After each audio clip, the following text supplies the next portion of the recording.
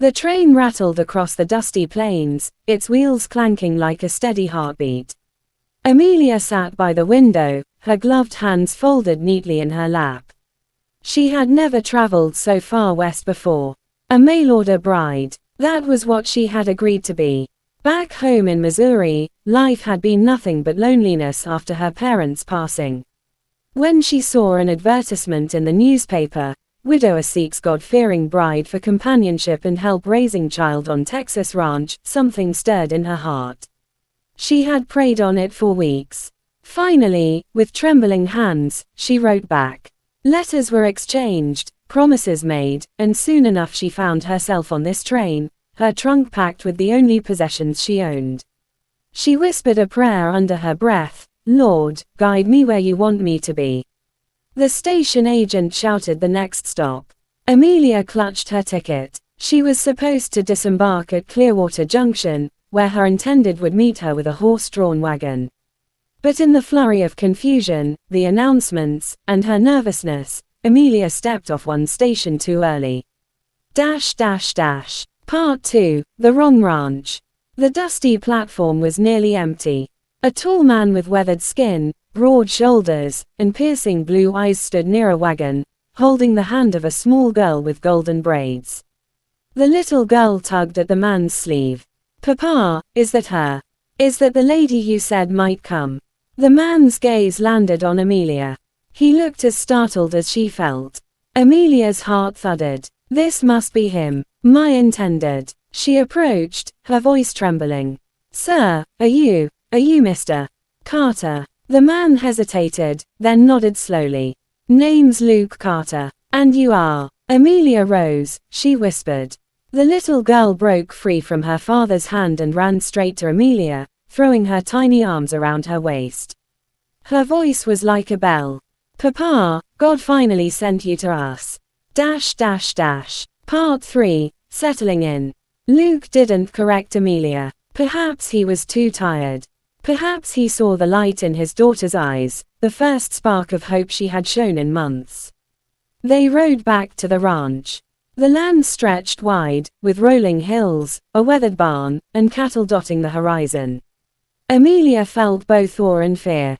At supper, little Ellie chatted endlessly, asking Amelia about her dresses, her favorite hymns, if she knew how to braid hair. Luke stayed mostly silent, watching with guarded eyes. That night, Amelia unpacked in the small room Luke offered her. She whispered again, "Lord, I hope I can be what they need."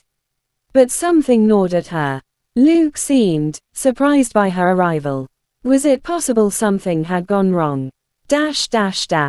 Part 4, The Truth Revealed. Days passed. Amelia worked hard, helping Ellie with schoolwork, cooking meals, sewing curtains for the drafty windows. Slowly, the house began to feel warmer, brighter. One evening, Luke found her in the kitchen, flour dusting her hair. "You're different than I expected," he said slowly. Amelia smiled nervously. "Well, I suppose letters don't always tell the whole story." Luke's eyes narrowed. "Letters? I never sent for a bride." Amelia froze. "But, the ad. The letters signed Luke Carter." His brow furrowed deeply. "Mom, I never placed an ad." The world tilted. She had come all this way, only to the wrong ranch. Part 5, A Choice. Amelia spent the night in tears. Shame burned her cheeks. But when Ellie tiptoed into her room, curling up beside her, the child whispered, "Don't leave us. Please. You're the answer to my prayers." Amelia's heart cracked. She knew she should leave, find her true intended. But something about this ranch, this child, this man, it all felt divinely arranged. The next morning, she told Luke the truth. "It seems I've made a mistake. I was meant for another man in Clearwater." Luke's jaw clenched. "Then you best find your way there."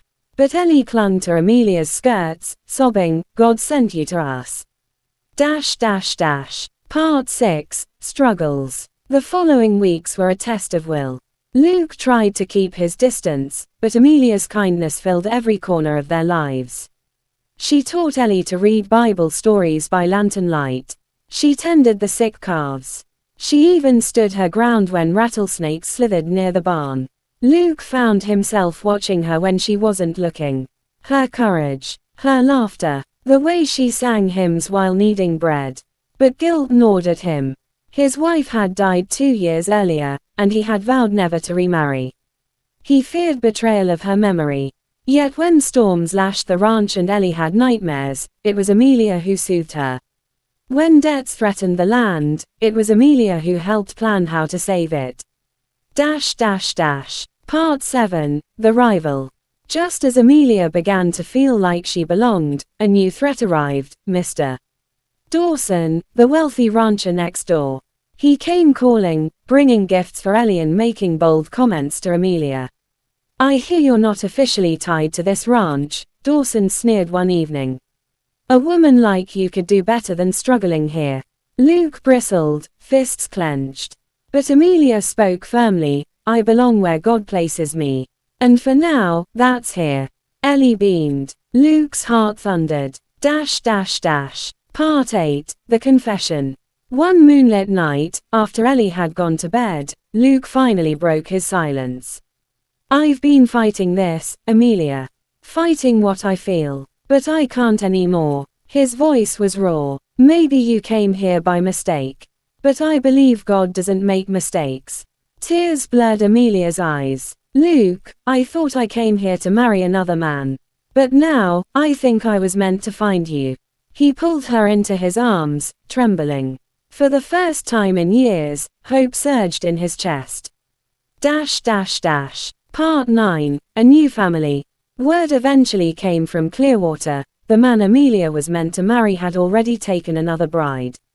It no longer mattered. Amelia belonged here. On a golden afternoon, with Ellie scattering wildflowers at their feet, Luke and Amelia wed under the open sky. When the minister asked if they accepted each other as family, Ellie shouted before anyone else could answer. "She's already ours. God sent her to us." Part 10, Home at Last. The years that followed weren't easy. Ranching never was. But together, they built a home filled with love, laughter, and faith. And whenever Amelia thought back to that train ride, to the mistake that had led her here, she smiled through tears. Because sometimes the wrong road leads exactly where you were meant to be.